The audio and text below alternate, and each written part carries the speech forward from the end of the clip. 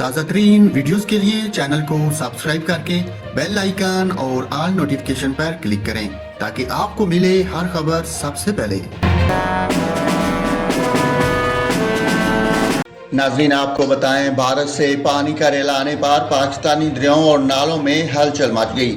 بھارت کی جانب سے پانی چھوڑے جانے کے بعد پنجاب کے مختلف علاقوں میں سینکڑوں دیہات زیر آب آ گئے اور ہزاروں ایکڑ پر کاشت کی ہوئی چاول سمیت دیگر فصلیں مکمل تباہ ہو گئیں۔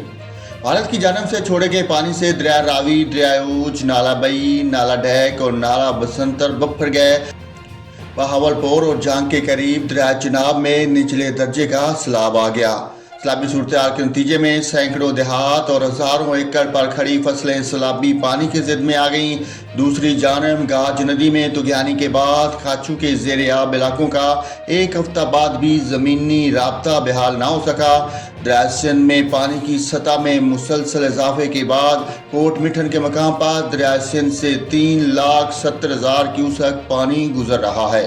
دوسری جانب شمالی وزیرستان کے علاقے دتا خیل میں شدید بارشوں سے دریا ٹوچی میں بھی سیلابی ریلے سے کئی مقامات پر حفاظتی باندھ ٹوٹ گئے۔ بھارت کی جانب سے چھوڑے گئے پانی سے دریا راوی، دریا اوچھ، نالا نئی، نالا ڈیک اور نالا بسنتر بپھر گئے۔ بہاولپور اور جانگ کے قریب دریا چناب میں نچلے درجے کا سیلاب آ گیا۔ سیلابی صورتحال کے نتیجے میں سینکڑوں دیہات اور ہزاروں ایکڑ پر کھڑی فصلیں سیلابی پانی کی زد میں آ گئیں۔